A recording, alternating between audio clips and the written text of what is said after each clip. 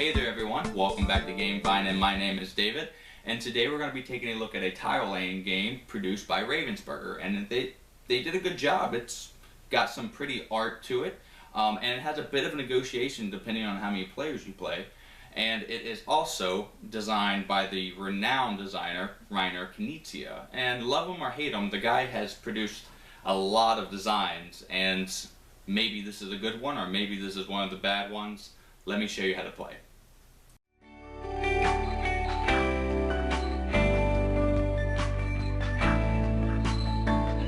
Okay everyone, so before I actually show you how to play, let me show you what comes in the box.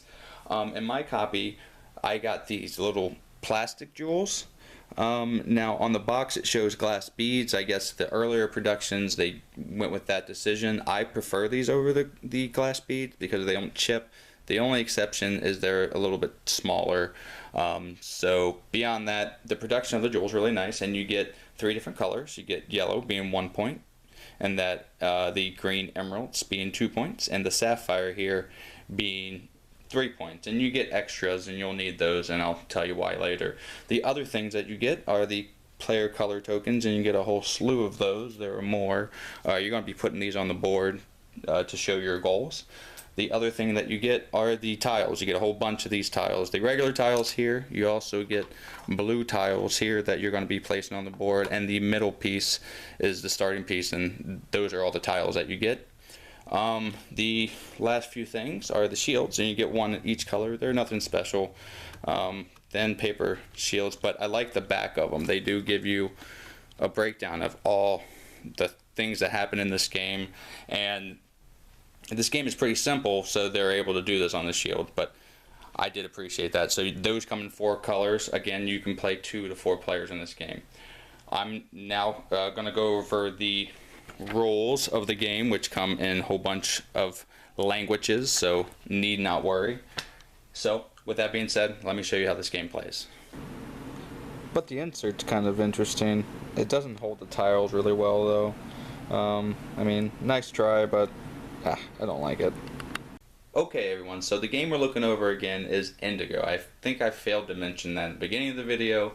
Yes, Indigo is the title of the game. So we have it set up here for 3 players. Like I said, you can play with 4 players and 2 players as well, but I just want to play with 3 to give you a flavor of a 2-player game and a 4-player game, because in a 4-player game all sides are shared.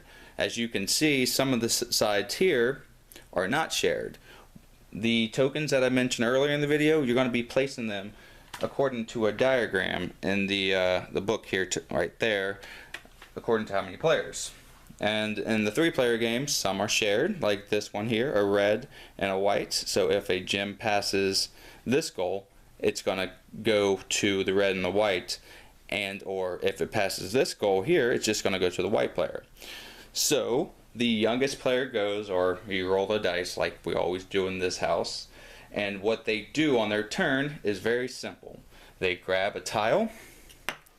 Oops, dropped it. They grab a tile, and then they decide where they're going to be placing it. Now, they can place anywhere they want as long as it's leading from the middle or an existing trail over here on the blue ones as well. So you can try to get the yellow gems, which again are worth 1, and put them in your bank, or you can try to get these green ones, the emeralds, to go in the bank.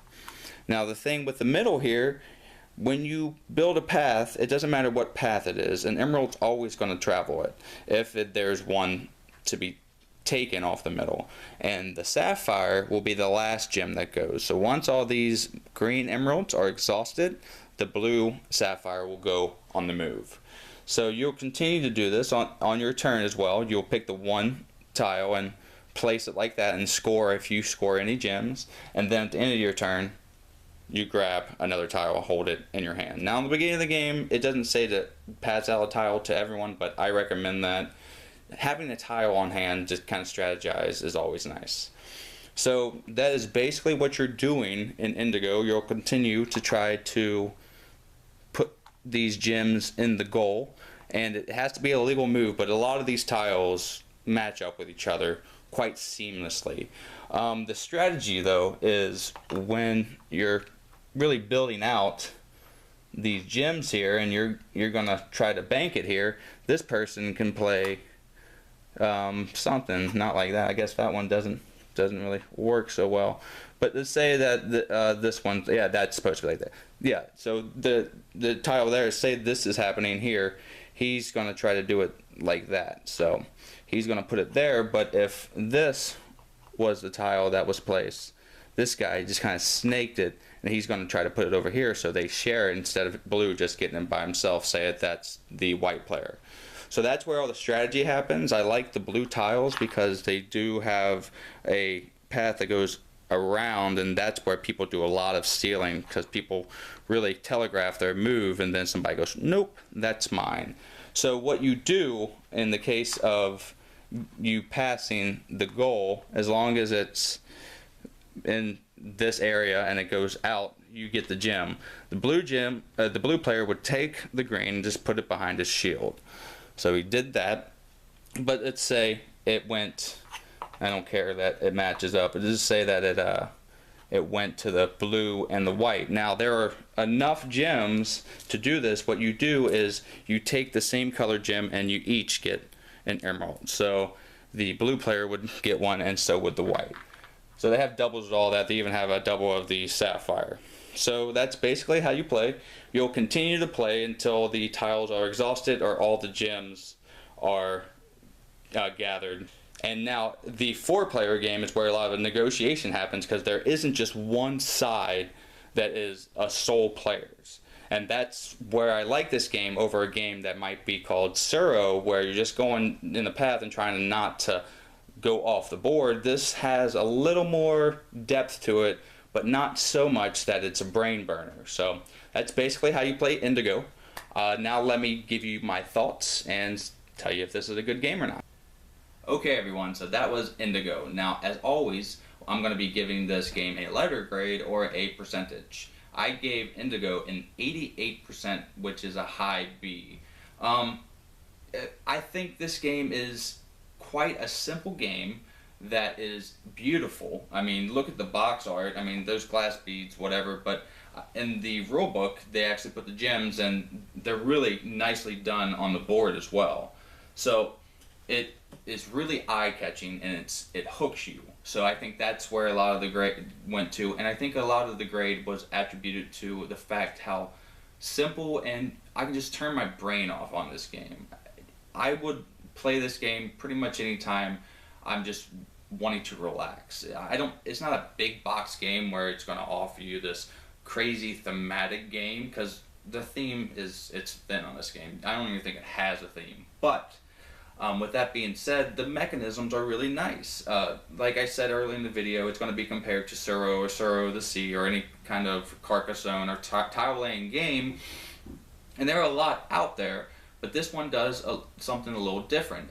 It allows me to tap into my gamer inside and try to get the points and negotiate with people, because there is a lot of talking and negotiating in this game when you have 4 players, and that adds a lot of laughter, a lot of conversation, and it normally does spin off into just having a good time. So this game is perfect lightweight wise and gateway game into tile laying games. Reiner did a good job with this. Now I'm not going to bust this out every time with my gamer friends. Again, I got to emphasize this. This is a light game, but for what it is, it does it beautifully. So props to Ravensburger and the production, and adding boosting the production and not just doing the glass gems, and props to Reiner for designing a nice tile laying game. So that's all that I can really say about it. I recommend this game to pretty much any family that has a decent collection that wants something different from a tile laying game. Alright everyone, thank you so much for tuning in to GameVine today. I have been Dave. Please like and subscribe at the end of the video here. Would appreciate it. And I hope this is a game for you, and even if it's not, buy it for a friend that likes tile laying games. So until the next time that I see you, have a great rest of your day and a great time with all that you play. You heard it here on the GameVine. I'm out.